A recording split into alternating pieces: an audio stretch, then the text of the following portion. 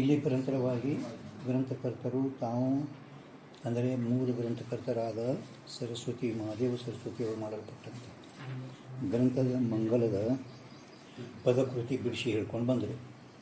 ಪದಕೃತಿ 2 ಶ್ಲೋಕದ ಮುಗೀತು. 2 ಶ್ಲೋಕದ್ದು ಪದಕೃತಿ ಇಷ್ಟು ಯಾಕೆ ಕೊಟ್ಟರೆ ಅದು ಮುಗೀತು.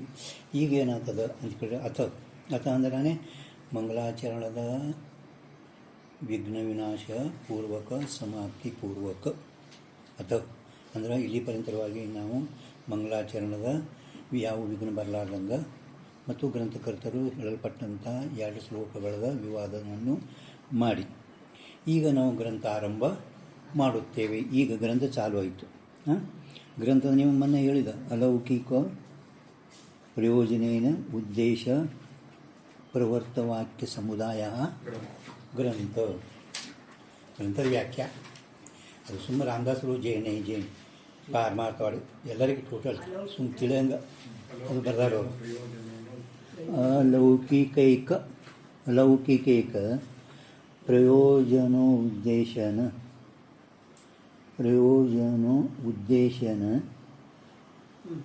ಪ್ರವರ್ತವಾಕ್ಯ ಸಮುದಾಯ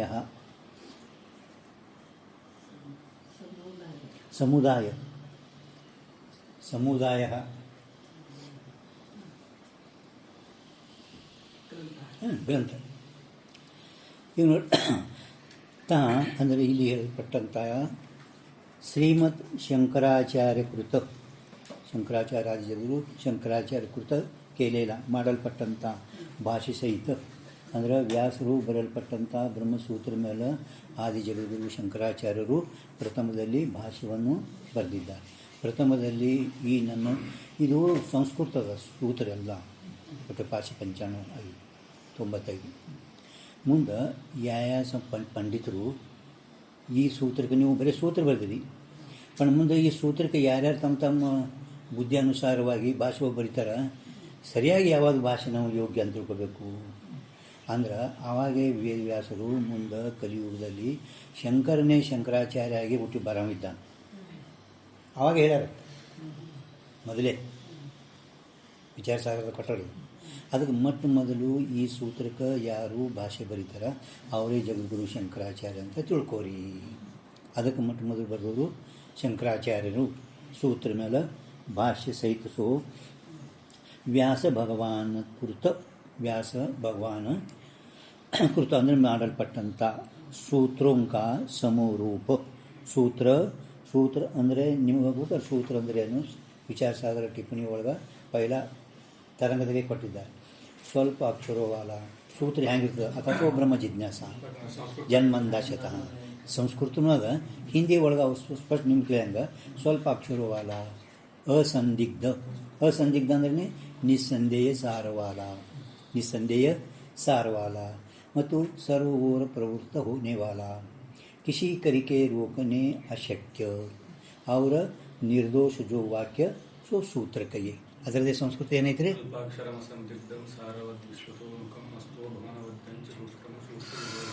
ಸೂತ್ರ ವಿದುಹು ಅದರದೇ ಹಿಂದಿ ಒಳಗೆ ಟಿಪ್ಪಣಿ ಒಳಗೆ ಕೊಟ್ರ पंडित पितामजीयವರು. सूत्रों का समरूप शारीरिक मीमांसा ಅಂದ್ರೆ ಏನು?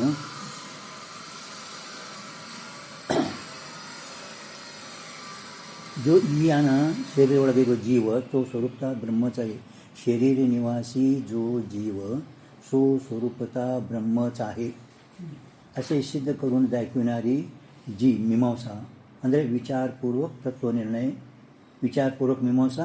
ಇದಕ್ಕೇನೆ ಯಾನಂತರ ಅವರು ಶಾರೀರಿಕ ಮೀಮಾಂಸಾ ಅಂದ್ರೆ ಯಾವ ಜೀವ ಅಲ್ಲಿ ಬರೆದರೆ ನೋಡಿ, ಜೀವ ಸ್ವರೂಪ ಬ್ರಹ್ಮಚಾಹಿ ಸ್ವರೂಪತಾಯ ಬ್ರಹ್ಮಸ್ವರೂಪನೇ ಇದ್ದಾನ ಅಂತ ಹಿಂಗೆ ಸಿದ್ಧ ಮಾಡಿ ತೋರಿಸುವ ಯಾವ ಮೀಮಾಂಸಾ ಅಂದರೆ ವಿಚಾರ. ಇದಕ್ಕೇನೆ ಶಾರೀರಿಕ ಮೀಮಾಂಸಾ ಅಂದ್ರೆ ವಿಚಾರಪೂರ್ವಕ ತತ್ವ ನಿರ್ಣಯ. ಶಾಸ್ತ್ರ ಹಿತಶಾಸಕಂ ಶಾಸ್ತ್ರ ಮೀಮಾಂಸಾ ಶಾಸ್ತ್ರ ಅಂದರೆ ಮೀಮಾಂಸಾ ಅಂದ್ರೆ ವಿಚಾರ ಅಥವಾ ವಿಚಾರಪೂರ್ವಕ ತತ್ವ ನಿರ್ಣಯ. ಹಿತಶಾಸಕಂ ಶಾಸ್ತ್ರ ತಾಕೆ ವಿಷಿ ಆ ಶಾರೀರಿಕ ಮೀಮಾಂಸಾ ಅಂದರೆ ಬ್ರಹ್ಮಸೂತ್ರದಲ್ಲಿ ಯಾಕೆ ವಿಷಿ ಅಥಾತೋ ಅದಿದು ಪ್ರಥಮ ಸೂತ್ರ. ಬ್ರಹ್ಮಸೂತ್ರದಾಗಿದು ಮೊದಲಿಂದು ಪ್ರಥಮ ಸೂತ್ರ. ಅಥಾತೋ ಬ್ರಹ್ಮ ಜಿಜ್ಞಾಸ ಮೊದಲಿಂದೇ ಸೂತ್ರ ಫಸ್ಟ್ ಈ ಪಹಲ ಈ ಸಹ ಪ್ರಥಮ ಸೂತ್ರ ಕರಿಕೆ ಈ ಸೂತ್ರದಿಂದ ವಿವೇಕಾಧಿಕ ಸಾಧನ ಚತುಷ್ಟಯ ಸಂಪತ್ತಿತೆ ಅನಂತರ ಅಥ ಮುಮುಕ್ಷು ಅಧಿಕಾರಿ ಪುರುಷನು ಮೊಟ್ಟ ಮೊದಲು ಏನು ಮಾಡಬೇಕು? ಅಥಾತೋ ಬ್ರಹ್ಮ ಜಿಜ್ಞಾಸ ಅಂತ ಈ ಸೂತ್ರದ ಅಭಿಪ್ರಾಯ. ಯಾವ ಮುಮುಕ್ಷು ಅಧಿಕಾರಿ ಸಾಧನ ಚತುಷ್ಟಯ ಸಂಪತ್ತಿ ಮಾಡಿದ ನಂತರ ಅಧಿಕಾರಿ ಪುರುಷಕ್ಕೆ ಪ್ರತಿ ಬ್ರಹ್ಮಜ್ಞಾನ ಕಿ ಇಚ್ಛಾ ವಿಧಾನ ಕರಿ ಹೈ. ಅವ ಬ್ರಹ್ಮವನ್ನು ಇಚ್ಛೆ ಮಾಡತಕ್ಕಂಥ ಬ್ರಹ್ಮಜ್ಞಾನದನ್ನೇ ಇಚ್ಛಾ ವಿಧಾನ ಮಾಡಿದ್ದಾರೆ. ಬ್ರಹ್ಮದೇ ಇಚ್ಛಾ ಮಾಡಬೇಕು, ಇಚ್ಛಾ ವಿಧಾನ ಕರಿಯ. ತಾ ವಿಚಾರ ಕರೆ ಹುಯೆ ತತ್ವಮಸಿ ಆದಿಕ ವಾಕ್ಯ ಕರಿಕೆ ಜನ್ಯ. ನಾವು ವಿಚಾರ ಮಾಡಲ್ಪಟ್ಟಂತೆ ಯಾವುದಂದರೆ ತತ್ವಮಸಿ ಉಪದೇಶಪರ ವಾಕ್ಯದು. ಉಪದೇಶಪರ ವಾಕ್ಯ ಅದರಿಂದ ಉತ್ಪನ್ನವಾಗಲ್ಪಟ್ಟಂಥದ್ದೇ ನಮ್ಗೆ ಇದು ಅಹಂ ಬ್ರಹ್ಮಾಸ್ಮಿ. ನಮಗೆ ಉತ್ಪನ್ನವಾಗಲ್ಪಟ್ಟಂಥ ಅಹಂ ಬ್ರಹ್ಮಾಸ್ಮಿ. ವಿಚಾರ ಕರೆ ಹುಯೆ ತತ್ವಮಸಿ ಆದಿ ತಥಾ ವಾಕ್ಯ ಕರಿಕೆ ಜನ್ಯ ಒಂದು ತಥಾ ಜೀವ ಬ್ರಹ್ಮಕ್ಕೆ ಏಕತ್ವಂಕು. ತತ್ವಮಸಿ ಮೊದಲಾದವಳ ವಾಕ್ಯಗಳಿಂದ ಉತ್ಪನ್ನವಾಗಲ್ಪಟ್ಟಂಥ ಅದರಂತೆ ಜೀವ ಬ್ರಹ್ಮರ ಏಕತ್ವ, ಜೀವ ಮತ್ತು ಬ್ರಹ್ಮರದು ಏಕತ್ವ. ಇಲ್ಲೇ ಏಕತ್ವ ಹೇಳಿರೋ, ಬಾಕಿ ಕಡೆ ಏಕತ್ವ ಇಲ್ಲ. ಆದರೆ ಇಲ್ಲಿ ಮಾತ್ರ ತತ್ವಮಸಿ ಮಹಾವಾಕ್ಯಗಳಿಂದ ಉತ್ಪನ್ನವಾಗಲ್ಪಟ್ಟಂಥ ಯಾವ ಜೀವ ಮತ್ತು ಬ್ರಹ್ಮ ಇಬ್ಬರೂ ಒಂದೇ ಇದ್ದಾರೆ, ಭಿನ್ನ. ಅದರ ಜೊತೆ ವಿಷಯಕರಣೆ ಯಾರ ಜೋ ಅಹಂ ಬ್ರಹ್ಮಾಸ್ಮಿ ತತ್ವಮಸಿ ಮಹಾವಾಕ್ಯ ಉತ್ಪನ್ನವಾಗಲ್ಪಟ್ಟಂಥ ಯಾವ ಅಹಂ ಬ್ರಹ್ಮ ನಾನೇ ಬ್ರಹ್ಮಿದ್ದೇನು. ತತ್ವಮಸಿ ಅಂದರೆ ನೀ ಬ್ರಹ್ಮ ಇದ್ದೇನು ಅಂತ ಹೇಳ್ಕೊಳ್ಳೋದು. ಅದಕ್ಕೆ ಇವ ಏನು ತಿಳ್ಕೊಳ್ಳೋದು? ನಾನೇ ಬ್ರಹ್ಮ ಇದ್ದೇನು. ಯಾವ ಪ್ರಕಾರಕ ಫಲರೂಪ ಜ್ಞಾನ, ಈ ಪ್ರಕಾರದ ಫಲರೂಪ ಜ್ಞಾನ. ಸೊ ಜ್ಞಾನಿ ಇಚ್ಛಾ ಕಾ ಕರ್ಮ ಹೈ. ಸೊ ಆ ಜ್ಞಾನವೇ ಇಲ್ಲಿ ಅಂದರೆ ಅಥಾತೋ ಬ್ರಹ್ಮ ಜಿಜ್ಞಾಸ. ಜಿಜ್ಞಾಸ ಅಂದರೆ ಇಚ್ಛಾ ಅಂದರೆ ಇಲ್ಲಿ ಆ ಬ್ರಹ್ಮದ ಇಚ್ಛಾ ಮಾಡುವುದೇನೆ ಇಲ್ಲಿ ಏನದ ಕರ್ಮ. ಅವರು ಸೊ ಮೋಕ್ಷ ಹೇತು ಫಲ. ಮೋಕ್ಷ ಅಂದರೆ ವಿಚಾರ ಉತ್ಪನ್ನವಾಗಲ್ಪಟ್ಟಂಥ ಹೇಳಂದ್ರೆ ವಿಚಾರಜನ್ಯ. ಸೊ ಮೋಕ್ಷ ಹೇತು ಫಲರೂಪ ಜ್ಞಾನ. ಮೋಕ್ಷಕ ಫಲರೂಪ ಮೋಕ್ಷಕ ಕಾರಣೀಭೂತವಾಗಲ್ಪಟ್ಟಂಥ ಅಹಂ ಬ್ರಹ್ಮಾಸ್ಮಿ ಇದು ಫಲರೂಪ ಜ್ಞಾನ. ತತ್ವಂ ಪದಾರ್ಥಕ್ಕೆ ಜ್ಞಾನಕ್ಕೆ ಆಧೀನ ಹೈ. ತತ್ವಂ ಪದಾರ್ಥಕ್ಕೆ ಜ್ಞಾನಕ್ಕೆ ಆ ವಾಕ್ಯದಾಗ ತತ್ ಪದಾರ್ಥ ಮತ್ತು ತ್ವಂ ಪದಾರ್ಥ. ಆ ಮಹಾವಾಕ್ಯ ಕೇವಲ ನೀವು ವಿಚಾರ ಮಾಡಬೇಕಾಗಿದ್ದರೆ ಮೊದಲು ನಿಮ್ಗೆ ತತ್ಪದದು ತ್ವಂ ಪದದು ಅರ್ಥದ ಜ್ಞಾನ ಬೇಕು. ಅಂದರೇ ಪದಾರ್ಥ ಜ್ಞಾನ ಇದ್ದರೇ ವಾಕ್ಯಾರ್ಥ ಜ್ಞಾನ ಆಗ್ತೈತಿ. ಅದು ಹೇಳ್ತಾರೆ ಮೋಕ್ಷಕ ಹೇತು ಫಲರೂಪ ಜ್ಞಾನ ತತ್ವಂ ಪದಾರ್ಥಕ್ಕೆ ಜ್ಞಾನಕ್ಕೆ ಆಧೀನ ಹೈ. ತತ್ವಂ ಪದಾರ್ಥದ ನಿಮಗೆ ಮೊದಲ ಜ್ಞಾನ ಬೇಕು ಅಂದರೆ ಶೋಧನೆ ಬೇಕು. ಜಿಸ್ ಕಾರಣತೆ ಪದಾರ್ಥ ಜ್ಞಾನತೆ ರಹಿತ ಪುರುಷಂಕು ವಾಕ್ಯಾರ್ಥ ಜ್ಞಾನ ಹೋತಾ ನಹಿ. ಪದಾರ್ಥ ಜ್ಞಾನ ನಿಮಗೆ ಇರಲಿಲ್ಲ, ಯಾವನಿಗೆ ಪದಾರ್ಥ ಜ್ಞಾನನೇ ಇಲ್ಲ, ಅಂಥ ಪದಾರ್ಥ ಜ್ಞಾನ ರಹಿತ ಪುರುಷನಿಗೆ ವಾಕ್ಯಾರ್ಥ ಜ್ಞಾನ ಆಗುವುದಿಲ್ಲ. ಮೊದಲ ಪದಾರ್ಥ ಸಂಬಂಧ ಬೇಕು ಅಂದರೇ ಮೂಲ ವಾಕ್ಯಾರ್ಥ ಜ್ಞಾನ ಅವನಿಗೆ ಆಗ್ತದೆ. ಪದಾರ್ಥ ಸಂಬಂಧ ಜ್ಞಾನ ಜರ ಇರಲಿಲ್ಲ ಅಂದರೆ ಅವ ವಾಕ್ಯ ಕೇಳಿದ್ರು ಕೂಡ ಅವನಿಗೆ ಆ ಅರ್ಥದ ಜ್ಞಾನ ಆಗುವುದೇ ಇಲ್ಲ. किंतु पदार्थ ज्ञान वाले पुरुषों को ही वाक्यार्थ ज्ञान हो गई. ज्ञान होता नहीं अद्वैतरिक. पदार्थ ज्ञान वाले पुरुषों को ही वाक्यार्थ ज्ञान होवे है. वाक्यार्थ ज्ञान होवे है. ಸೊ ವಾಕ್ಯ ಅದು ನಿಮಗೆ ಪದಾರ್ಥ ಜ್ಞಾನ ವಾಕ್ಯಾರ್ಥ ಜ್ಞಾನ ಅಂತಂದ್ರೆ ಮೊದಲು ವಿಚಾರ ಇದ್ರೊಳಗೆ ಹೇಳೋದು ಯಾವ ರೀತಿ ಗಂಗಾಯಾಮ ಗ್ರಾಮ ಇದು ಏನದ ವಾಕ್ಯದ. ಗಂಗಾಯಾಮ್ ಗ್ರಾಮ ಇದು ವಾಕ್ಯದ. ಆದರೂ ಗಂಗಾ ಪದದು ಶಕ್ತಿ, ಗಂಗಾನು ಪದ, ಗಂಗಾಯಾಮ್ ಗ್ರಾಮ ಇದು ವಾಕ್ಯ. ಆದರೂ ಮೊದಲು ನಮಗೇನು ಗೊತ್ತಾಗಬೇಕು, ಗಂಗಾ ಅನ್ನುವ ಪದದ ಶಕ್ತಿ ಜ್ಞಾನ ಇದ್ರೇ ನಿಮ್ಗೆ ಆ ಗಂಗಾ ಪದದ ಶಕ್ತಿ ಏನೈತೆ ಅಂದ್ರೇ ದೇವರೂಪ ನದಿ, ಪ್ರವಾಹ ರೂಪ ನದಿ ಅಂದರೆ ನಿಮ್ಗೆ ಗೊತ್ತಾಗ್ತದೆ. ಆ ಶಕ್ತಿ ಜ್ಞಾನ ನಿಮಗಿತ್ತು ಅಂದರೆ ಗಂಗಾ ನದಿದ ಶಕ್ತಿಯ ಜ್ಞಾನ ಇತ್ತಪ್ಪ ಅಂದ್ರೆ ಶಕ್ಯ ಸಂಬಂಧ ರೂಪ ಲಕ್ಷಣ ಜ್ಞಾನ ಆಗ್ತದೆ. ಶಕ್ಯ ಸಂಬಂಧ ರೂಪ ಲಕ್ಷಣ ಜ್ಞಾನ ನಿಮಗೆ ಆತಂದರೆ ಆ ಯಾವ ನದಿಗೂ ಆ ತೀರಕ್ಕೂ ಸಂಯೋಗ ಸಂಬಂಧದ ಶಕ್ಯ ಸಂಬಂಧವೋ ಲಕ್ಷಣ. ಈಗ ನಿಮ್ಗೆ ಲಕ್ಷಣ ಜ್ಞಾನ ಇತ್ತಂದ್ರೇ ಶಕ್ಯ ಸಂಬಂಧವೋ ಲಕ್ಷಣ. ಈ ಲಕ್ಷಣ ಜ್ಞಾನ ಇದ್ರೇ ಲಕ್ಷ್ಯ ತೀರದ ಜ್ಞಾನ ಆಗ್ತದೆ.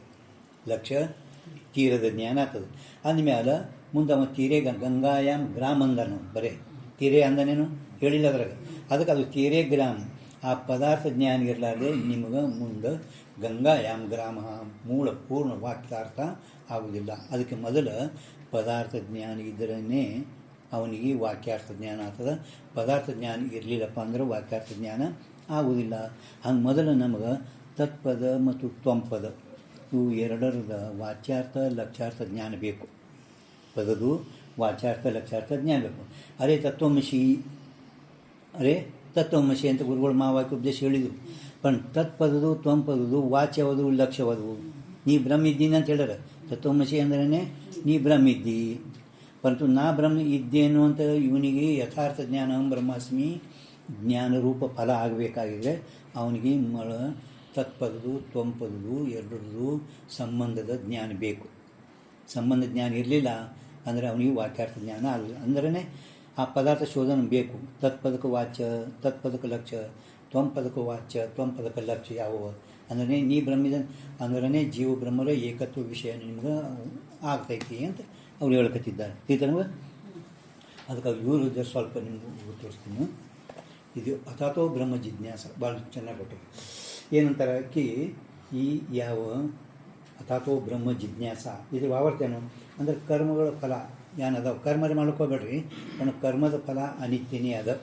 ಕರ್ಮದ ಫಲ ಏನದ ಅನಿತ್ಯ. ಅದಕ್ಕೆ ಮುಮುಕ್ಷುಗಳು ಮೋಕ್ಷಕ್ಕೆ ಸಾಧನೆ ಸ್ವರೂಪವಾಗಲ್ಪಟ್ಟಂಥ ಬ್ರಹ್ಮದ ಅಪರೋಕ್ಷ ಜ್ಞಾನ ಪ್ರಾಪ್ತಿ ಆಗಬೇಕಾಗಿದ್ರೆ ಮುಮುಕ್ಷುಗಳಿಗೆ ತಮಗೆ ಆ ಬ್ರಹ್ಮದು ಅಪರೋಕ್ಷ ಜ್ಞಾನ ಪ್ರಾಪ್ತಿ ಆಗಬೇಕಾಗಿದ್ರೆ ಬ್ರಹ್ಮದೇ ವಿಚಾರ ಮಾಡಬೇಕು. ಬ್ರಹ್ಮದೇ ಅಥವಾ ಬ್ರಹ್ಮ ಜಿಜ್ಞಾಸ ಇದ್ರ ಮೇಲೆ ಅವ್ರು ಸಾಕರೆ ಮಾರಾದರು ಕೊಟ್ಟಿದ್ದಾರೆ. ಬ್ರಹ್ಮದೇ ವಿಚಾರ ಮಾಡಬೇಕು. ಅಂದಮೇಲೆ ಈ ಸೂತ್ರದಲ್ಲಿ ಅಂದರೆ ತತ್ವಮಸಿ ವಾಕ್ಯನ ಹೇಳ್ಯಾರ ಅಥಾತೋ ಬ್ರಹ್ಮ ಜಿಜ್ಞಾಸ. ಈ ಸೂತ್ರದಲ್ಲಿ ತ್ವಂ ಪದಾರ್ಥದ ಜಿಜ್ಞಾಸ ಅಂದರೆ ಇಚ್ಛಾ ಆ ಬ್ರಹ್ಮದೊಡನೆ ಅಭೇದ ಅನ್ವಯವೇ ಯೋಗ್ಯದ. ಆ ಬ್ರಹ್ಮದೊಡನೆ ಅಭೇದದ ಅನ್ವಯ ಅಂದರೆ ಅಭೇದದೇ ಯೋಗ್ಯ ಅಭಿನನೇ ಅದ ಹಿಂಗೆ ಹೇಳಿರುತ್ತದೆ. ಜರ ಕದಾಚಿತ್ ಆ ಜೀವಂದು ಬ್ರಹ್ಮಂದು ಭೇದವೇ ಇದ್ದರೆ ಆ ಜೀವನಲ್ಲಿ ಇರುವ ಯಾವ ಕರ್ತೃತ್ವಾದಿ ಅಧ್ಯಾಸ ರೂಪ ಬಂಧದ ನಿವೃತ್ತಿ ಆ ಮುಮುಕ್ಷು ಇಚ್ಛಾನ ಮಾಡ್ತಾನೆ. ಕರ್ತೃತ್ವಾದಿ ಬಂಧದ ಇಚ್ಛಾ ನಿವೃತ್ತಿ ಏನಾಗ್ತದೆ ಆ ಮುಮುಕ್ಷುನಿ ಬ್ರಹ್ಮನಲ್ಲಿ ಜಿಜ್ಞಾಸನೇ ಉತ್ಪನ್ನ ಆಗಲ್ಲ. ಜಿಜ್ಞಾಸ ಇಚ್ಛಾನೇ ಅವನಿಗೆ ಉತ್ಪನ್ನ ಆಗುವುದೇ ಇಲ್ಲ. ಯಾಕಾಗಲ್ಲ ಅಂದ್ರೆ ಅನ್ಯದ ಜ್ಞಾನದಿಂದ ಅನ್ಯತ್ರ ಇರುವ ಅಧ್ಯಾಸ ನಿವೃತ್ತಿ ಆಗುವುದಿಲ್ಲ. ನಿಮಗೆ ಸುಕ್ತಿ ಜ್ಞಾನ ಇತ್ತಪ್ಪ ಅಂದ್ರೆ ಸರ್ಪ ನಿವೃತ್ತಿ ಆಗಲ್ಲ. ನಿವೃತ್ತ ಹೋತನಸ್ತು ಹೀಗೊಂದು ನಿಯಮದ ಅನ್ಯ ಜ್ಞಾನದಿಂದ ಅನ್ಯತ್ರದ ಅಧ್ಯಾಸ ನಿವೃತ್ತಿ ಆಗುವುದಿಲ್ಲ. ನಿಮ್ಮ ಜೀವ ಜ್ಞಾನ ಅಂದ್ರೆ ಬ್ರಹ್ಮದ ಜ್ಞಾನ ಆಗುವುದಿಲ್ಲ. ಹಂಗೆ ಸುಕ್ತಿ ಜ್ಞಾನ ಇತ್ತು ಅಂದ್ರೆ ರಜತದೇ ಜ್ಞಾನ ನಿವೃತ್ತಿ ಆಗಬೇಕಲ್ಲ. ಸರ್ಪ ಜ್ಞಾನ ನಿವೃತ್ತಿ ಆಗ್ತದೇನು ಆಗುವುದೇ ಇಲ್ಲ. ಅದಕ್ಕೆ ಅವರು ಅನ್ಯದ ಜ್ಞಾನದಿಂದ ಅನ್ಯತ್ರ ಇರುವ ಅಧ್ಯಾಸ ನಿವೃತ್ತಿ ಊತನಸ್ತು ಆಗುವುದಿಲ್ಲ. ಹಿಂಗೆ ನಿಯಮದ ಜರ್ ಕದಾಚಿತ್ ತತ್ ತ್ವಂ ಪದಾರ್ಥ ಅಂದರೆ ಜೀವ ಬ್ರಹ್ಮರ ಭೇದ ಸರಿದ್ದರೆ ಜೀವ ಮತ್ತು ಬ್ರಹ್ಮರದು ವಾಸ್ತವಿಕ ಭೇದ ಇಲ್ಲ, ಅಭೇದನೇ ಅದ. ಒಂದು ವೇಳೆ ಇದರ ಕದಾಚಿತ್ ಭೇದ ಸರಿ ಇರ್ತಿತ್ತು, ಭೇದ ಅಸಿದ್ದ ಬ್ರಹ್ಮದ ಜ್ಞಾನದಿಂದ ಜೀವನದಲ್ಲಿರುವ ಕರ್ತೃತ್ವಾದಿ ಅಧ್ಯಾಸ ಹೆಂಗೆ ನಿವೃತ್ತಿ ಆಗ್ತಿತ್ತು? ಹಿಂಗೆ ಆಗ್ತಿತ್ತಲ್ಲೇನೆ ಆಗುವುದೇ ಇಲ್ಲ. ಅಂದ್ರೆ ಯಾವ ರೀತಿ ಬ್ರಹ್ಮದ ಪ್ರತ್ಯಕ್ಷ ಜ್ಞಾನ ಪ್ರಾಪ್ತ ಮಾಡಿಕೊಳ್ಳುವುದೇ ಈ ಮುಮುಕ್ಷುದು ಪುರುಷಾರ್ಥ ಪ್ರಯತ್ನ ಇರುತ್ತದೆ. ಅದರಿಂದ ಅಖಿಲ ಸಂಸಾರಕ್ಕೆ ಮೂಲ ಕಾರಣವಾಗಲ್ಪಟ್ಟಂಥ ಯಾವ ಅವಿದ್ಯಾ ಕಾರ್ಯದ ಜನ್ಮ ರೂಪ ಅನರ್ಥ ಇದರ ನಿವೃತ್ತಿ ಇದೇ ಬ್ರಹ್ಮಜ್ಞಾನದ ಫಲ ಅಂತ ಹೇಳಿರುತ್ತದೆ. ಆದ್ದರಿಂದ ಯಾವ ತ್ವಂ ಪದಾರ್ಥದು ಬ್ರಹ್ಮದು ಅಭಿನ್ನದೇ ಇರೋದ್ರಿಂದ ಈ ಸೂತ್ರವು ಆ ಜಿಜ್ಞಾಸ ಅಂದ್ರೆ ಬ್ರಹ್ಮದೇ ವಿಚಾರ ಮಾಡಲಿಕ್ಕೆ ಬೇಕು ಅಂತ ಹಿಂಗೆ ಸಾಕರೆ ಮಾರಾದರು ಅಥಾತೋ ಬ್ರಹ್ಮ ಜಿಜ್ಞಾಸ ಅಂತ ಬಗ್ಗೆ ಪಟ್ಟಿದ್ದಾರೆ. ಆಯ್ತಾ? ನಿಮ್ಗೆ ಗೊತ್ತಾಯ್ತಲ್ಲ ಪದಾರ್ಥ ಜ್ಞಾನತೆ ಮ್ಯಾಲ ಅನ್ವಯ ವ್ಯತಿರಿಕದಾಗ ಹೇಳಿದರು ನೋಡ್ರಿ. जिस कारण ते पदार्थ ज्ञान ते रहित पुरुषंकु वाक्यार्थ ज्ञान होता नहीं. पदार्थ अंदरे तत्पदार्थ त्वम पदार्थ तत् त्वम तत् तत् पददे पदस्य अर्थ पदार्थ पदस्य अर्थ पदार्थ ಅಥವಾ ನಿಮಗದು ಗೊತ್ತದ ಜ್ಞೇಯತ್ವಂ ಅವಿಜ್ಞೇಯತ್ವಂ ಅಸ್ತಿತ್ವಂ ಪ್ರಮೇಯತ್ವಂ ಇತಿ ಪದಾರ್ಥ ಸಂಕೀರ್ತನಂ. ಪದಸ್ಯ ಅರ್ಥ ಪದಾರ್ಥರೇ ಎಲ್ಲರಿಗೂ ಸಾಮಾನ್ಯ ಗುರ್ತಿಯಾಗ. ಪರಂತು ಪದಾರ್ಥದು 4 ಅವಚ್ಛೇದಕದಾವು. ಏನು? ಜ್ಞೇಯತ್ವಂ, ಅಭಿಜ್ಞೇಯತ್ವಂ, ಅಸ್ತಿತ್ವಂ, ಪ್ರಮೇಯತ್ವಂ ಇತಿ ಪದಾರ್ಥ ಸಂಕೀರ್ತನಂ. ಬರೆದ್ರೆ ಜ್ಞೇಯತ್ವಂ, ಪ್ರಮೇಯತ್ವಂ, ಅಸ್ತಿತ್ವಂ, ಪ್ರಮೇಯತ್ವಂ ಇತಿ ಪದಾರ್ಥ ಸಂಕೀರ್ತನಂ. ಆಯ್ತು. ಜ್ಞೇಯತ್ವಂ, ಅಭಿಜ್ಞೇಯತ್ವಂ, ಅಸ್ತಿತ್ವಂ, ಪ್ರಮೇಯತ್ವಂ. ಪ್ರಮೇಯ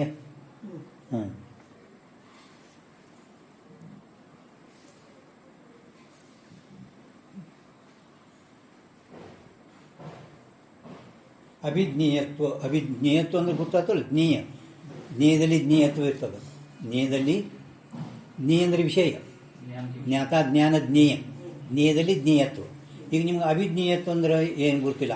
ಗೊತ್ತಾದ್ರೆ ಅಭಿಜ್ಞೇಯತ್ವ ಅಂದ್ರೆ ಅವ್ರೇನು ಅಂತಾರೆ, ಜ್ಞಾನಿಕಿ ವಿಷಯತಾಕು ಜ್ಞೇಯತ್ವ ಕಹೆ ಜ್ಞೇಯತ್ವ, ಪ್ರಮಾಜ್ಞಾನ की विषयता को प्रमेयत्व कहे है.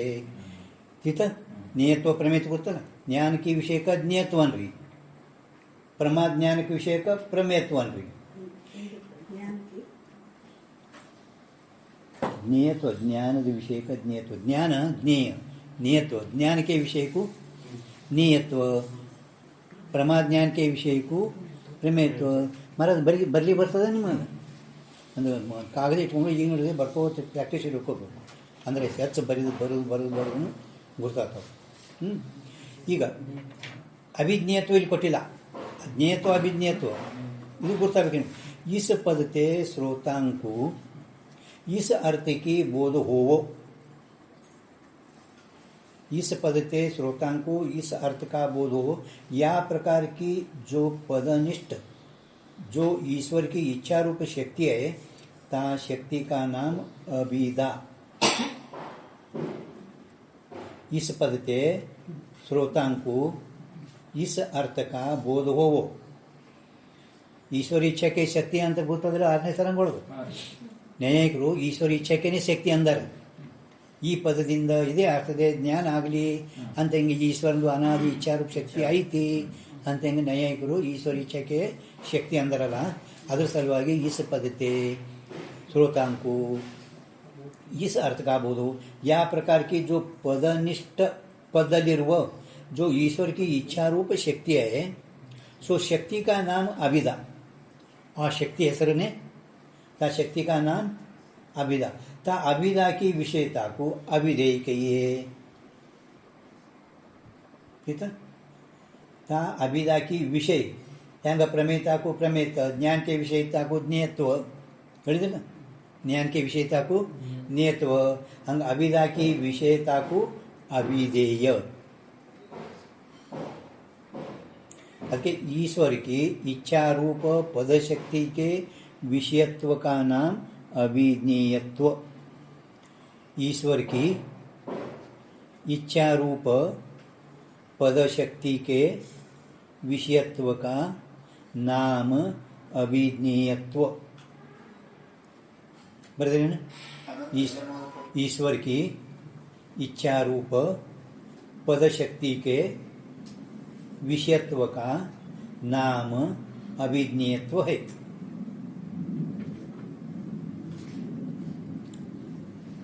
बहुत ध्यान देगा.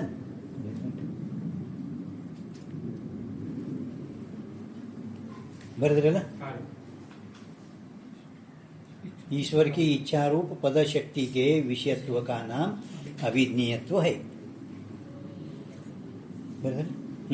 ಈಗ ನೋಡ್ರಿ, ಮೋಕ್ಷ का हेतु फल रूप ज्ञान तत्वम पदार्थ के ज्ञान के अधीन है.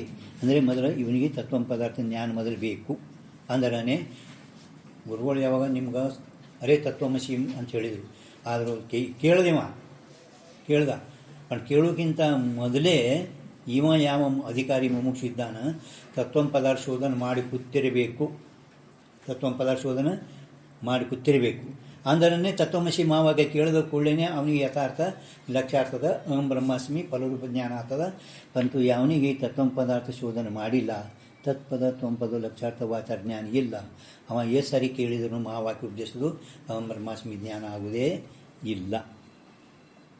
पदार्थ ज्ञान से रहित पुरुषों को वाक्यार्थ ज्ञान होता नहीं, किंतु पदार्थ ज्ञान वाले पुरुषों को ही ಪದಾರ್ಥ ಜ್ಞಾನವುಳ್ಳ ಪುರುಷರಿಗೇನೆ ಅಂದರೆ ತತ್ವ ಪದಾರ್ಥ ಶೋಧನೆ ಮಾಡಿದವರಿಗೇನೆ. ಅದಕ್ಕೆ ವಿಚಾರ ಸಾಗರದಲ್ಲಿ 6ನೇ ತರಂಗದೊಳಗೆ ಮುಮುಕ್ಷುಂಕು ತತ್ವ ಪದಾರ್ಥ ಶೋಧನ ಅವಶ್ಯ ಕರ್ತವ್ಯ है. 6ನೇ ತರಂಗ ಒಳಗೆ तत्व पदार्थ शोधन मुमुक्षुओं अवश्य कर्तव्य है. वाक्यार्थ ज्ञान हुए, किंतु पदार्थ ज्ञान वाले पुरुषों को ही सो वाक्यार्थ ज्ञान हुए.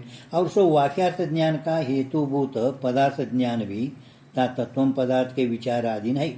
वाक्यार्थ ज्ञान का कारणीभूत वालपಟ್ಟಂತ ಪದಾರ್ಥ ಜ್ಞಾನವೂ ಕೂಡ ಪದಾರ್ಥದ तत्व पदार्थ विचाರದ ಅಧೀನದಲ್ಲಿನೇ ಇರುತ್ತದೆ. तत्व पदार्थ के विचारते बिना सो पदार्थ ज्ञान होता नहीं. याते ता उक्त सूत्र ने अथा तो ब्रह्म जिज्ञासा ಇದನ್ನ ಮೇಲೆ ಹೇಳಿದರೆ सूत्र आ सूत्रದು अर्थते ता विचार की कर्तव्यता ही विधान करी है. अथा तो ब्रह्म जिज्ञासा जिज्ञासा ಈ ಪದಕ್ಕೆ ಅವರು ವಿಚಾರವೇ ಇಲ್ಲಿ ಕರ್ತವ್ಯ, ವಿಚಾರವೇ ಇಲ್ಲಿ ಕರ್ತವ್ಯ. ನಿಮಗೆ ಹೇಳಿದ್ರು ಬ್ರಹ್ಮ ಜಿಜ್ಞಾಸ ಹೋಗ್ಯದ ನನಗೆ ಬ್ರಹ್ಮಸೂತ್ರದ ಹೌದಿಲ್ಲ, ಬ್ರಹ್ಮಸೂತ್ರ ಆಗ್ಯದ ನಿಮ್ಗೆ ಆಗಿಲ್ಲ ಅಂದರೆ ಮೊದಲು ಬ್ರಹ್ಮಸೂತ್ರ ಒಳಗೆ ಇದು ಸೂತ್ರದ ಅಂದರೆ ಹೆಚ್ಚಾನೆಚ್ಚ ಅಲ್ಲಿ ನಿಮ್ಮ ಕಡೆ ಕಾಶಿ ಒಳಗೆ ಬ್ರಹ್ಮಸೂತ್ರ ನಡೆಸ್ತಾರೆ ಅವರು.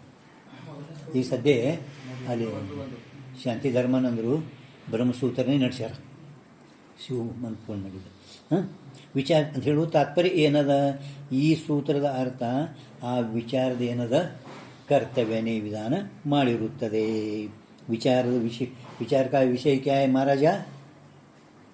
महाराज विचार का विषय क्या है? मठ अದೇ 100 कर ಏನದ ವಿಚಾರ ನಿನ್ನ ವಿಚಾರಕ್ಕೆ ವಿಷಯ ಏನದ? ಜೀವ ಬ್ರಹ್ಮ. ಅರೆ ವಿಚಾರ ಚಂದ್ರೋದಯ ಪೈಲಾ ಕಲ ಆಯ್ತಲ್ಲ. ವಿಚಾರಕ ವಿಷಯ ವಿಚಾರ ಅಂದರೆ ಹೇಳಿದ್ರು ಅವರು. ಈ ವಿಚಾರ ಎದರಿಂದ ಉತ್ಪನ್ನ ಆಗ್ತದಪ್ಪ ಅಂದರೆ 4 ಕೃಪಾಗಳಿಂದ, ಈಶ್ವರ ಕೃಪಾಗಳು ಹೇಳಿದ್ರು. विचार का विषय क्या है? ಮುಂದೆ ಪ್ರಶ್ನೆ ವಿಚಾರ ಚಂದ್ರೋದಯದಾಗ विचार का विषय क्या है? मैं कौन हूँ? जगत क्या है? हे हुई ना, मैं सो कौन हूँ? जगत सो क्या है? परमात्मा सो क्या है? ಮೂರೇ ಇಷ್ಟಕ್ಕೆ ಎಷ್ಟು ಭಾಳ ಜ್ಞಾನ ಪ್ರಕ್ರಿಯೆ ಇದು. ಅದಕ್ಕೆ ಕಂಟಬೇಕು. ವಿಚಾರ ಕ್ಯಾ ಹೇ? ಮೈ ಕೌನು, ಜಗತ್ ಸೋ ಕ್ಯಾ ಹೇ, ಪರಮಾತ್ಮ ಸೋ ಕ್ಯಾ ಹೇ. ಮೂರೇ ವಿಷಯ ಅದಾವ ಹೌದಿಲ್ಲ.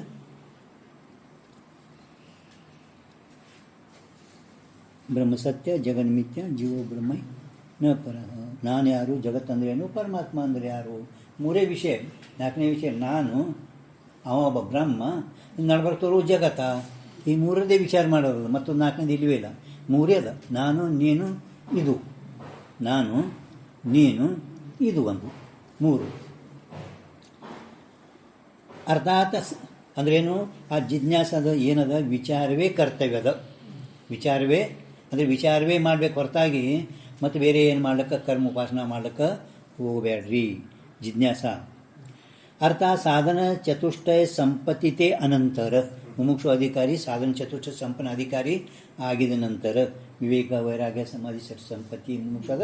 ಇವು ಸಾಧನ ಚತುಷ್ಟಯ ಸಂಪತ್ತಿ ಅವ ಆಗಿದ ನಂತರ ಮುಂದೆ ಅವ ಏನು ಮಾಡಬೇಕು ಅಂದರೆ ಕೇವಲ ಬ್ರಹ್ಮದೇ ವಿಚಾರ ಮಾಡಬೇಕು. अनंतर अधिकारी पुरुष ने ब्रह्म का विचार करना. ये सूत्र का अर्थ सिद्ध हुए है. ಈ ಸೂತ್ರ ಅಥ ತೋ ಬ್ರಹ್ಮ ಜಿಜ್ಞಾಸ ಏನದಿಲ್ಲ, ಈ ಸೂತ್ರ ಅರ್ಥ ಹಿಂಗೆ ಸಿದ್ಧ. ವಿಸ್ತಾರವಾಗಿ ನೋಡ್ಬೇಕಾದ್ರೆ ನೀವು ಬ್ರಹ್ಮಸೂತ್ರ ಮರಾಠಿ ಒಳಗೆ ಇದಕ್ಕಿಂತ ವಿಸ್ತಾರ ಬರ್ತಾರೆ ಅವರು. ये सूत्र का अर्थ सिद्ध हुए ता सो विचार भी 2 प्रकार का होवे. ಈಗ ಅಲ್ಲಿದು ಆ ಬ್ರಹ್ಮಸೂತ್ರದಂದನೆ ಮತ್ತು ಪುನಃ ये विचार भी 2 प्रकार का होवे. एक तो प्रधान विचार होवे है, दूसरा सहकारी विचार होवे. ता अहम ब्रह्मास्मि या प्रकार के वाक्यार्थ ज्ञान करके प्राप्त होने को प्रथम विचार ಅಂದರೆ ಮುಖ್ಯ ವಿಚಾರ, ಪ್ರಧಾನ ವಿಚಾರ ಅಂತ. ಪ್ರಧಾನ ವಿಚಾರ ಅಂದ್ರೆ ಏನು? अहम ब्रह्मास्मि या प्रकार के वाक्यार्थ ज्ञान करके ನಮಗೆ ಇದರಿಂದ ನಮಗೆ ಪ್ರಾಪ್ತವಾಗಲ್ಪಟ್ಟಂಥ ಅತಿ ವಾಂಛಿತ ಅದು ತಮಗೆ ಇಚ್ಛಾಕ ವಿಷಯ ಇರೋಣದಿಂದ. ಸೊ ಬ್ರಹ್ಮ ಪ್ರಧಾನ ಹೇ. ಆ ಬ್ರಹ್ಮ ಹೆಂಗಿದ್ದಾನೆ? ಮುಖ್ಯವಾಗಿ ಪ್ರಧಾನ. ಪ್ರಧಾನ ಅಂದರೆ ಮುಖ್ಯ. ಪ್ರಧಾನ ಅಂದರೆ ಮುಖ್ಯ. ಅಷ್ಟೇ ಬ್ರಹ್ಮ ಕಾ ಜೋ ವಿಚಾರ ಹೇ. ಹಿಂಗೆ ಬ್ರಹ್ಮದ ಬಗ್ಗೆನೇ ಏನು ವಿಚಾರದ ಸೋ ವಿಚಾರ ಪ್ರಧಾನ ಕಯಾ ಜಾವೆ ಹೇ. ಈ ಮುಖ್ಯ ವಿಚಾರಕ್ಕೇನೆ ಬ್ರಹ್ಮ ವಿಚಾರ, ಇದಕ್ಕೇನೆ ಬ್ರಹ್ಮ ವಿಚಾರಕ್ಕೆ ಪ್ರಧಾನ ಅಂದರೆ ಮುಖ್ಯ. ಪ್ರಧಾನ ಕಯಾ ಜಾವೆ. ಅವ್ರು ಸೋ ಬ್ರಹ್ಮ ಕಾ ವಿಚಾರ, ಆ ಬ್ರಹ್ಮದ ವಿಚಾರ ಸೂತ್ರದು ಎಷ್ಟು ಇದು ಅದಾವ್ರಿ ಮುಂದೆ? 4 ಬ್ರಹ್ಮಸೂತ್ರ. ಸಮನ್ವಯ, ಅಧಿಕರಣ. ಯಾವ್ಯಾವು? ಫಲ,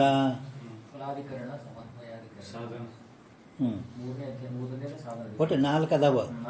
ಒಟ್ಟು ಇಲ್ಲಿಗೆ 4 ಪಾದ, 4 ಸೂತ್ರ, 4 ಪಾದ, ಅವಕ್ಕೆ 4 ವ್ಯಾಖ್ಯೆಗಳು. ಕರ್ಮ.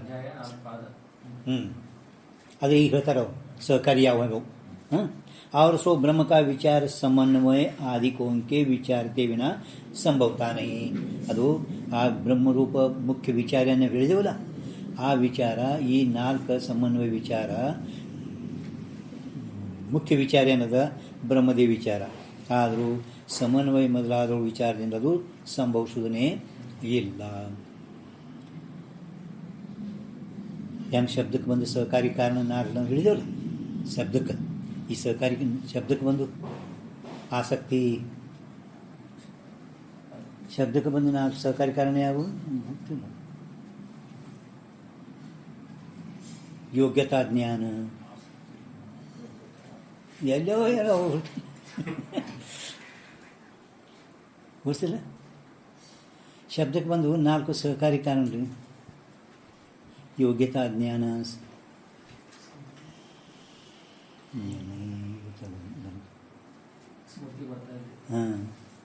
ಅಂದ್ರೆ ಆ ಸಹಕಾರಿ ಕಾರಣದ ನಿಮಗೆ ಜ್ಞಾನ ಇತ್ತಂದರೆ ಮುಂದೆ ವಾಕ್ಯಾರ್ಥ ಜ್ಞಾನ. ಶಬ್ದ ಪ್ರಮಾಣದಾಗ 4 ಸಹಕಾರಿ ಕಾರಣಗಳು ಹೇಳಿದ್ದಾರೆ.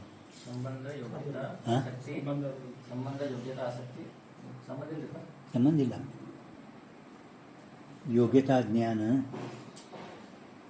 ಒಂದಿದು ಯೋಗ್ಯತಾ ಸಿಂಪಡಿಸೋದು, ಆಸಕ್ತಿ, ಇನ್ನು 4 ಸಹಕಾರಿ ಕಾರಣ ಶಬ್ದದ ಹೇಳ್ಕೊಂಡು ಬಂದಾರೆ. ಅದು ಆ ಸಹಕಾರಿ ಕಾರಣ ಜ್ಞಾನ ಇದ್ದರೆ ನಿಮಗೆ ಜ್ಞಾನ ಆಗ್ತೈತಿ ಅಂತ. ಅದು ಮುಖ್ಯ ವಿಚಾರ ಅಲ್ಲ, ಮುಖ್ಯ ಸಹಕಾರಿಗಳು. ಹಂಗೆ ಇಲ್ಲಿ ಆದರೂ ಕೂಡ ಸಮನ್ವಯ ಆದಿ ಕೊಂಕೆ ವಿಚಾರತೆ ವಿನ ಸಂಭವತಾನೆ ಯಾತೆ. ಅದಕ್ಕೆ ಹೇಳ ನೋಡಿ, ಸಮನ್ವಯ ಅಲ್ಲಿ 4 ಬ್ರಹ್ಮಸೂತ್ರದಾಗ ಸಮನ್ವಯ, ಅವಿರೋಧ, ಸಾಧನ, ಫಲ. ಬ್ರಹ್ಮಸೂತ್ರದಲ್ಲಿ 4 ಇವು ಸಮನ್ವಯ. ಅದೆಲ್ಲ ಸಮನ್ವಯ ಎಷ್ಟು ಇದು ಅದ್ರಾಗ ಅದೆಲ್ಲ ಕೊಟ್ಟಿದ್ದಾರೆ ಶುರುವಾತಿಗೆ. समन्वय, अविरोध, साधन, फल, इन चारों के जो विचार है ते विचार सहकारी विचार कया जावे. सहकारी विचार कया जावे है. ತಾ ಅಲ್ಲಿ ಪ್ರತ್ಯೇಕ ಒಂದೊಂದಿಗೆ ಸಮನ್ವಯ ಅಂದ್ರೇನು, ಅವಿರೋಧ ಅಂದ್ರೇನು, ಸಾಧನ ಅಂದ್ರೇನು, ಫಲ ಅಂದ್ರೇನು, ಅವುಗಳದ್ದು ವ್ಯಾಖ್ಯೆ ಹೇಳ್ತಾರೆ. ಈ ವ್ಯಾಖ್ಯ ಬ್ರಹ್ಮಸೂತ್ರ ಗ್ರಂಥ ಹೇಳ್ತಾರೆ ಅವರು. ಇವು ಅಧಿಕರಣ, ಸಮನ್ವಯ ಅಧಿಕರಣ, ವಿರೋಧ, ಸಾಧನ, ಕೊನೆಗೆ ಫಲ. ವಿಚಾರ ಸಾಗರ ಒಳಗೆ ಅದೇ ಸಾಧನ ಫಲ, ವಿರೋಧ ಫಲ, ಮಟ್ಟ ಯಾಕೆ ಮೊದಲು ಕೊಟ್ಟಿರಿ, ಇದು ಯಾಕೆ ಕೊಟ್ಟಿರಿ, ಶಂಕಾ ಸಮಾಧಾನ 6ನೇ ತರಂಗ ಒಳಗೆ ಹೋಗೈತಿದು. ತಾ ಉಪನಿಷದ ರೂಪ ವೇದಾಂತೋ ವಿಷಿ. ಉಪನಿಷದ ರೂಪ ವೇದಾಂತ. ಉಪನಿಷದ್ ಅಂದರೆ ವೇದಾಂತ. ಬ್ರಹ್ಮವಿದ್ಯಾ ವೇದ ಸ್ವರೂಭಾಗ ಉಪನಿಷತ್. ಆವರಣನಾಶಕ ಹೇತು ಬ್ರಹ್ಮವಿದ್ಯಾ ವೇದ ಸ್ವರೂಭಾಗ ಉಪನಿಷತ್. आवरण निवारण विद्या उपनिषत्. अज्ञान निवारण विद्या उपनिषत्.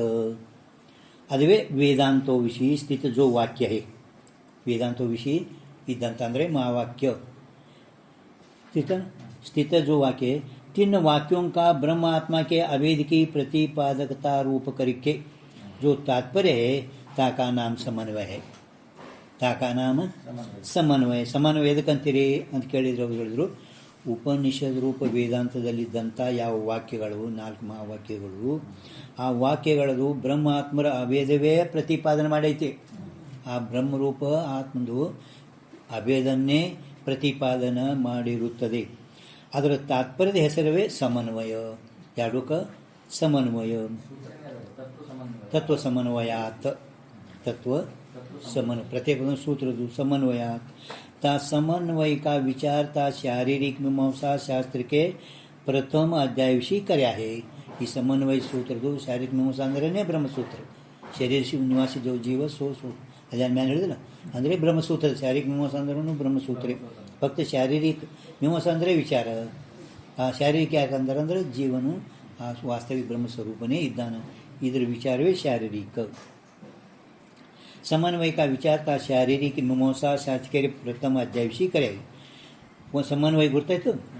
ಶ್ರುತಿಗೆ ವಿರೋಧ ಹುಯೆ जर कदाचित श्रुतिಗೆ ವಿರೋಧ ಆದರೂ ಆಗಿದ್ರೆ ಸ್ಮೃತಿ ಆದಿಕೊಂಕು ಶ್ರುತಿ ಸ್ಮೃತಿ ಪುರಾಣ ತಿಳಿತಂದ್ರೆ ಸ್ಮೃತಿ ತಿಳಿತದೆ. ಸ್ಮೃತಿ ತಿಳಿತಂದ್ರೆ ಶ್ರುತಿ ತಿಳಿತದೆ. ನಿಮ್ಮ ಪುರಾಣದೇ ಸಮನ್ವಯ ಆಗಲಿಲ್ಲ ಅಂದ್ರೆ ಸ್ಮೃತಿ ತಿಳಿಯಲ್ಲ. ಅಂದ್ರೆ ಅದು ಅಭಿಪ್ರಾಯ ತಿಳಿಬೇಕು. ಪುರಾಣಗಳದು ಏನು ಹೇಳ್ಯಾರ ಹಂಗೆ ಪ್ರತಿಜ್ಞಾವಾಕ್ಯ ಹೇತುವಾಕ್ಯ ಉದಾಹರಣ ವಾಕ್ಯ ಅಂತ ಹಿಂಗೆ ಗುರ್ತದಲ್ಲ ಹನುಮಾನ್ದಾಗ. ಹಂಗೆ ಇಲ್ಲಾದರೂ ಕೂಡ ಶ್ರುತಿ ಸ್ಮೃತಿ ಪುರಾಣ ಮೂರು ಈ ಪುರಾಣಗಳಾದರೂ ಕೂಡ ನೇರವಾಗಿ ಆ ಸ್ಮೃತಿ ಆಧಾರವನ್ನೇ ಇಟ್ಕೊಂಡು ಹೇಳ್ಯಾರ. ಸ್ಮೃತಿ ಆದರೂ ಕೂಡ ಶ್ರುತಿಗೆ ಬಿಟ್ಟು ಹೇಳಿಲ್ಲ. ಪರಂತು ನಿಮಗೆ ಪುರಾಣದ ವ್ಯವಸ್ಥೆ ಅಸಲು ಬರ್ತಂದ್ರೆ ಸ್ಮೃತಿ ತಿಳಿತದೆ. ಸ್ಮೃತಿದ ಅಭಿಪ್ರಾಯ ತಿಳಿತು ಅಂದರೆ ಆ ಶ್ರುತಿ ತಾತ್ಪರ್ಯ ತಿಳಿತೈತಿ. ಶ್ರುತಿದೇ ಸ್ಮೃತಿ, ಸ್ಮೃತಿದೇ ಪುರಾಣ. श्रुति के विरोध हुए स्मृति आदिकों को तथा प्रत्यक्षादि प्रमाणों को आभास रूपता होने थे.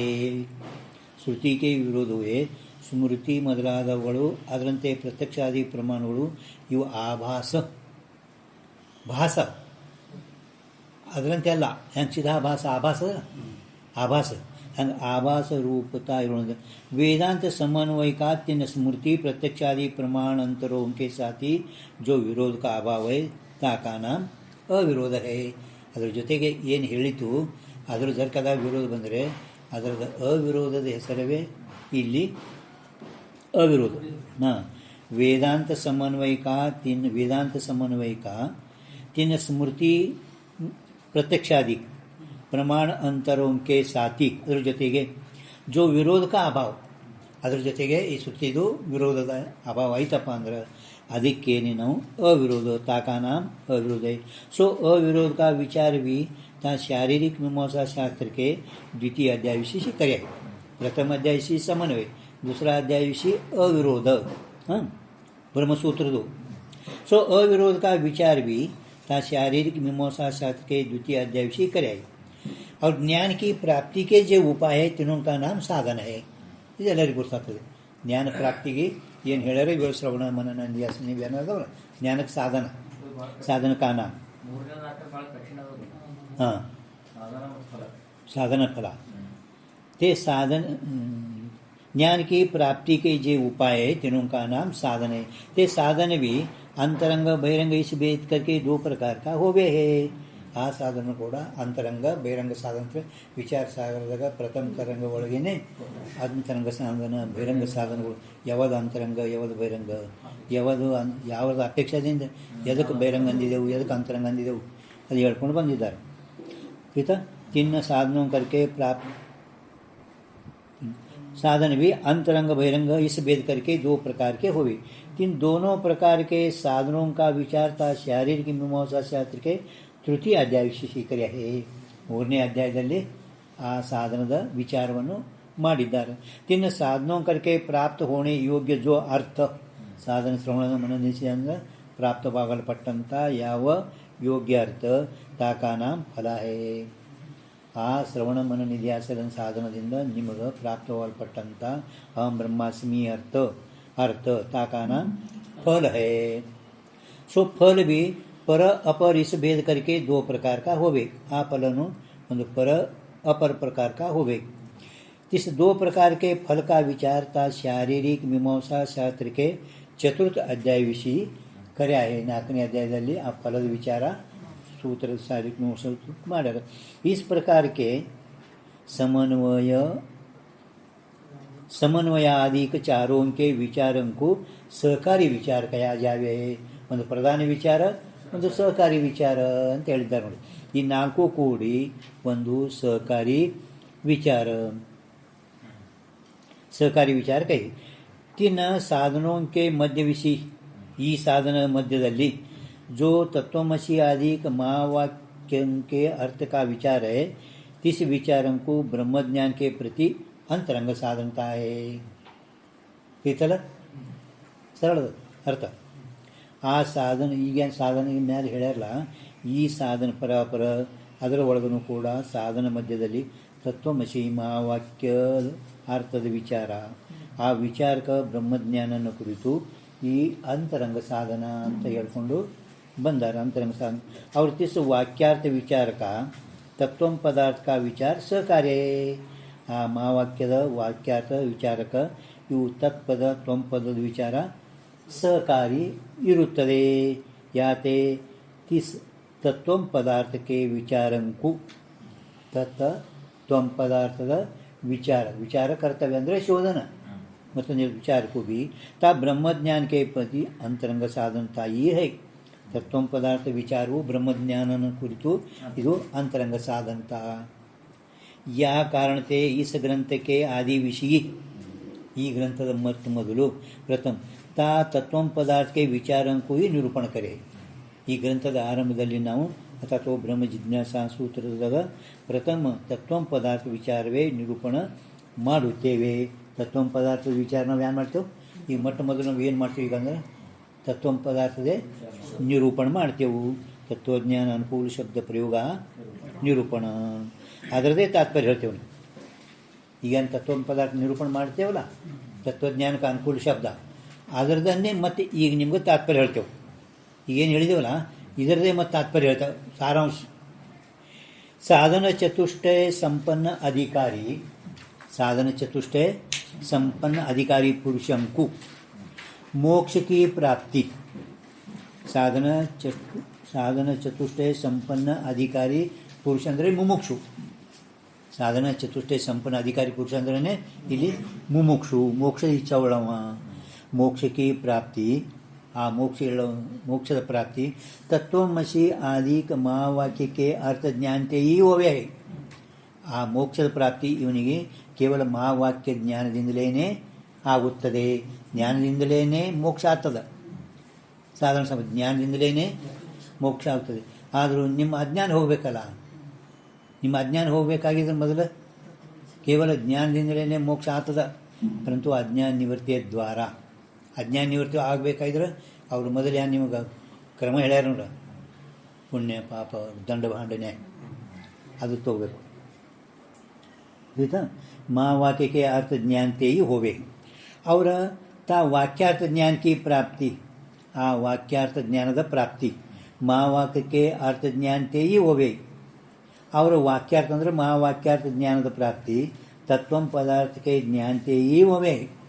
ತತ್ಪದಾರ್ಥ ಮತ್ತು ತ್ವಂ ಪದಾರ್ಥ ಒಟ್ಟು ವಾಸ್ತವಿಕ ಅವರಿಗೂ ಶುರುವಾತಿಗೇನೆ ನೀವು ತತ್ವಂ ಪದಾರ್ಥ ಶೋಧನ ಅವಶ್ಯ ಮಾಡಲಿಕ್ಕೇನೆ ಬೇಕು. ಅಂದರೆ ನಿಮ್ಮ ಮೊದಲ ತತ್ವಂ ಪದಾರ್ಥ ಶೋಧನ ಅಂದರೆ ತತ್ವದ ವಾಚ್ಯ ಲಕ್ಷ್ಯ ಗುರ್ತಿರಬೇಕು.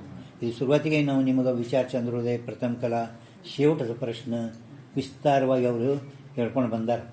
ಪ್ರಥಮ ಕಲಾ ವಿಚಾರ ಚಂದ್ರೋದಯ ಪ್ರಥಮ ಕಲಾ ಶೇವಟ ಪ್ರಶ್ನೆ ಕೊನೆ ಲಾಸ್ಟ್ ಪ್ರಶ್ನೆ ಅದು.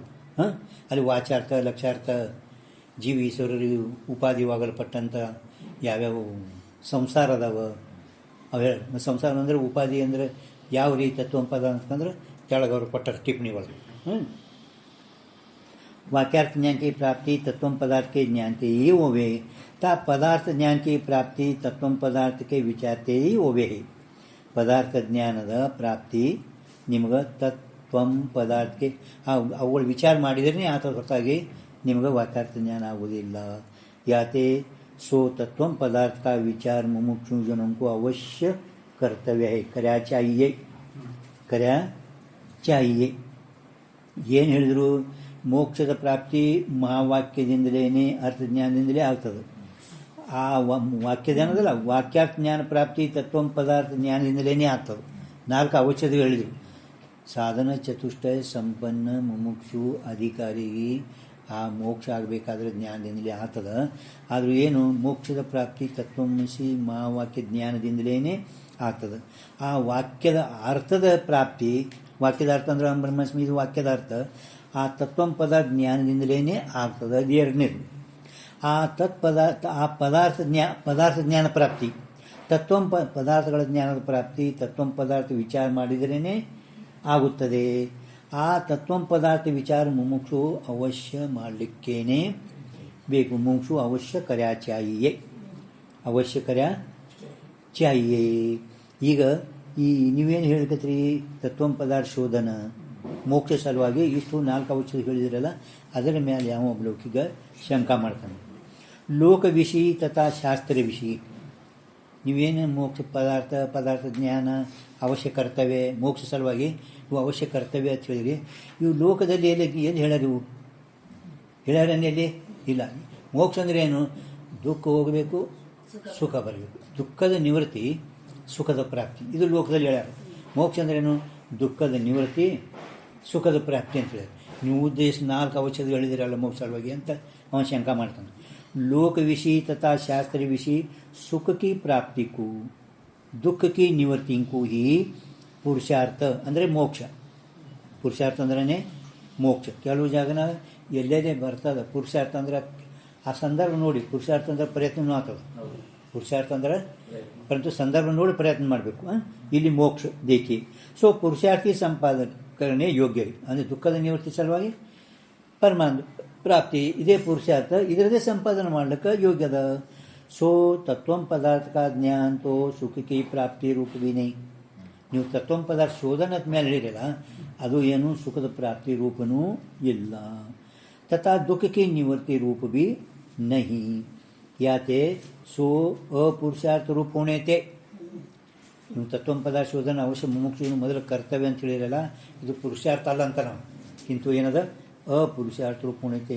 ಸೊ ಪದಾರ್ಥ ಜ್ಞಾನ ಸಂಪಾದನೆ ಕರಣೆ ಯೋಗ್ಯ नहीं, ಸಂಪಾದನೆ ಮಾಡಲಿಕ್ಕೆ ಯೋಗ್ಯ ಅಲ್ಲ. ಅದಕ್ಕೆ ಈಗ ಮುಂದವ ಸಮಾಧಾನ ಹೇಳ್ತಾ ಇದ್ದಾರೆ. ಸಮಾಧಾನಿಗೆ ನಿಮ್ಗೆ ಆಗಲೇ ಏನು ಹೇಳಿದ್ರು, ಪದದ ಶಕ್ತಿ ಜ್ಞಾನ ಇರಲಾರ್ದೆ ಶಕ್ಯದ ಅಂದರೆ ವಾಚ್ಯಾರ್ಥ ಜ್ಞಾನ ಆಗೋದಿಲ್ಲ. ಶಕ್ಯದ ಜ್ಞಾನ ಇರಲಾರ್ದೆ ಶಕ್ಯಾರ್ಥ, ಇದು ಅವ ಹೇಳೋದು ಶಕ್ತಿ ಜ್ಞಾನ. ಬರೀ ಇಷ್ಟೆಲ್ಲ ಔಷಧಕ್ಕೆ ಪದಾರ್ಥ ಜ್ಞಾನ, ಪದಾರ್ಥ ಶಕ್ತಿ ಜ್ಞಾನ ಇಷ್ಟೆಲ್ಲ ಯಾಕೆ ಹೇಳಿರಿ? ಲೋಕದಲ್ಲಿ ದುಃಖ ನಿವೃತ್ತಿ, ಸುಖದ ಪ್ರಾಪ್ತಿ, ಇದಕ್ಕೆ ಮೋಕ್ಷ ಅಂತ ಹೇಳ್ಯಾರ. ಇವೆಲ್ಲ ಪದಾರ್ಥ ಶೋಧನ, ಪದಾರ್ಥ ಜ್ಞಾನ, ವಾಕ್ಯಾರ್ಥ ಜ್ಞಾನ ಇಷ್ಟೆಲ್ಲ ಎಲ್ಲಿ ಹೇಳ್ಯಾರ? ಮತ್ತು ಇದರದಿಂದ ಪುರುಷಾರ್ಥ ಸಿದ್ಧಿ ಆಗುವುದೇ ಇಲ್ಲ. ಅದಕ್ಕೆ ಅವರು ಇದು ಮೊದಲೇ ಅವನಿಗೆ ಶಕ್ತಿ ಜ್ಞಾನದ ಶಕ್ತಿ ಜ್ಞಾನ, ಪದದ ಶಕ್ತಿ ಜ್ಞಾನ ಇದ್ದರೇ ಆ ಪದದ ವಾಕ್ಯಾರ್ಥ ವಾಚಾರ್ಥ ಜ್ಞಾನ ಆಗ್ತದೆ. ಅವನಿಗೆ ಶಕ್ತಿ ಜ್ಞಾನ ಇಲ್ಲ, ಕೇಳಿದ್ರೂ ಕೂಡ ಅವನಿಗೆ ಆ ವಾಕ್ಯಾರ್ಥ ಜ್ಞಾನ ಆಗುವುದಿಲ್ಲ. ಅದಕ್ಕೆ ನಿಮ್ಗೆ ಆಗಲೇ ನಾನು ಹೇಳಿದಲ್ಲ, शक्ति ज्ञान विना शक्य का ज्ञान हुए नहीं, शक्य के ज्ञान विना शक्य संबंध रूप लक्षणा का ज्ञान हुए नहीं, लक्षणा के ज्ञान विना लक्ष्य अर्थ का ज्ञान हुए नहीं, लक्ष्यार्थ ಅಂದರೆ ಪದಾರ್ಥ का ज्ञान विना वाक्यार्थ ज्ञान हुए नहीं. ಅದು ಗಂಗಾಯಂಗ್ರಾಮ ದೃಷ್ಟಾಂತ, ಇದು ಸಿದ್ಧಾಂತ. यद्यपि ता पदार्थ ज्ञान स्वरूप से पुरुषार्थ ज्ञान नहीं है. ಇಲ್ಲಿ ಸಮಾಧಾನ ಇದರೊಳಗೆ ಯದ್ಯಪಿ ಒಂದೇ ಹೇಳ್ತಾನ, ತಾ ಪದಾರ್ಥ ಜ್ಞಾನಕ್ಕೂ ಪದಾರ್ಥ ಜ್ಞಾನಕ್ಕೂ ಮ್ಯಾಲೆ ಹೇಳಿರಲ್ಲ, ಮ್ಯಾಲೆ ಪದಾರ್ಥ ಜ್ಞಾನ ಅವುಗಳಿಂದ ಸ್ವರೂಪದಿಂದ ಪುರುಷಾರ್ಥ ಆಗಲೇ ಅಲ್ಲ. ಅದುವೇ ಎತ್ತಿ ಮಾತಾಡೋದಂತೆ. ಮತ್ತು ಪುನಃ ಪದಾರ್ಥ ಜ್ಞಾನ ಸ್ವರೂಪದಿಂದ ಮೋಕ್ಷ ಆಗ್ತದೇನು? ತತ್ವ ಪದಾರ್ಥ ಶೋಧನ ವಾಕ್ಯಾರ್ಥ ಜ್ಞಾನ, ಆ ಪದಾರ್ಥ ಜ್ಞಾನದಿಂದ ಪದಾರ್ಥಗಳ ಸ್ವರೂಪ ಜ್ಞಾನದಿಂದ ಮೋಕ್ಷ ಆಗ್ತೈತೇನು? ನಿಮ್ಮ ಮೋಕ್ಷ ಆಗ್ತೈತೇನು? ಇಲ್ಲ. तथापि ता पुरुषार्थ का ಅಂದರೆ मोक्ष का साधन जो महावाक्यार्थ ज्ञान है, ಆ ಮೋಕ್ಷಕ್ಕೆ ಸಾಧನ ಯಾವ ಮಹಾವಾಕ್ಯಾರ್ಥ ಜ್ಞಾನ ಅದಲ್ಲ, ತಾ ವಾಕ್ಯಾರ್ಥ ಜ್ಞಾನಕ್ಕೆ ಪ್ರತಿ ಮಹಾವಾಕ್ಯಾರ್ಥ ಜ್ಞಾನನ ಕುರಿತು ಪದಾರ್ಥ ಜ್ಞಾನಕ್ಕೂ ಹೇತುತಾ ಹೈ. ಮಹಾವಾಕ್ಯದಲ್ಲಿ ತತ್ವಮಸಿ ಪದಗಳದಾವ, ಅಸಿ ಈ ಮೂರು ಅರ್ಥದ ನಿಮಗೆ ಮೊದಲ ಜ್ಞಾನ ಬೇಕಲ್ಲ. ಬರೀ ತತ್ವಮಸಿ ಅಂದ ಅಂದರೆ ಮೊದಲು ಅವ್ರು ಹೇಳೋದೇನು, ಆ ಪ್ರತಿ ಪದಗಳದ ಶಕ್ತಿ ಜ್ಞಾನ ಇದ್ರೇ ಅವನಿಗೆ ಲಕ್ಷಣ ಜ್ಞಾನ ಆಗ್ತದೆ. ಶಕ್ತಿ ಜ್ಞಾನ ಇಲ್ಲ ಅಂದರೆ ಲಕ್ಷಣ ಜ್ಞಾನ ಆಗುವುದೇ ಆಗುವುದು. ಇದು ಲಕ್ಷಣ ವೃತ್ತಿಯಿಂದ ಹೇಳೋರು ನಮಗೆ ತಿಳಿಸೋರು. ಪದದ ಅವನಿಗೆ ಶಕ್ತಿ ಜ್ಞಾನ ಅದ, ಶಕ್ತಿ ಜ್ಞಾನ ಇದ್ದವನಿಗೇನೆ ಲಕ್ಷಣ ಜ್ಞಾನ ಆಗ್ತದೆ. ಶಕ್ತಿ ಜ್ಞಾನ ಇರಲಿಲ್ಲ ಅಂದರೆ ಪದ ಜ್ಞಾನ, ಪದ ಸಂಬಂಧ ಜ್ಞಾನ ಆಗುವುದಿಲ್ಲ. ಇದು ನಿಮ್ಮ ಶಬ್ದ ಪ್ರಮಾಣ ಹೇಳುವಾಗ ಪ್ರಥಮ ಶುರುವಾತಿಗೇನೆ ಇದು ಶಂಕಾ ಸಮಾಧಾನ ಹೇಳ್ಕೊಂಡು ಬಂದಾರೆ.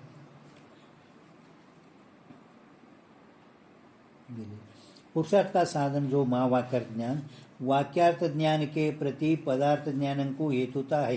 याते ವಾಕ್ಯಾರ್ಥ ಜ್ಞಾನ द्वारा वाक्यार्थ ज्ञान द्वारा पुरुषार्थ का साधन होने थे मोक्ष का साधन इरोणिंद सो पदार्थ ज्ञान अवश्य संपादन करने योग्य है आ पदार्थ ज्ञान संपादन ಮಾಡುವುದು ಅವಶ್ಯ ಯೋಗ್ಯ ಇರುತ್ತದೆ. ಇನ್ನು ಮುಂದೆ ಮತ್ತವ ಈ ಮೋಕ್ಷದ ತತ್ವ ಪದ ಅಂತ ಹೇಳಿದ್ರೆ ಮೋಕ್ಷ ಅಂದರೆ ಏನದು ನಿಮ್ಮದು ಮೋಕ್ಷ ಮೋಕ್ಷ ಅಂತ ಹೇಳಿರಲ್ಲ ಮೋಕ್ಷ ಅಂದರೆ ಏನು ಅಂದರೆ ದುಃಖ ನಿವರ್ತಿಗೆ ಮೋಕ್ಷ ಅಂತಿರೋ ಸುಖದ ಪ್ರಾಪ್ತಿಗೆ ಮೋಕ್ಷ ಅಂತಿರೋ ಅಂತ ಹಿಂಗೆ ಅಂದ್ರೆ ಒಂದೊಂದು ಶಂಕಾ ಸಮಾಧಾನ ಹೇಳಿದ್ದಾನೆ.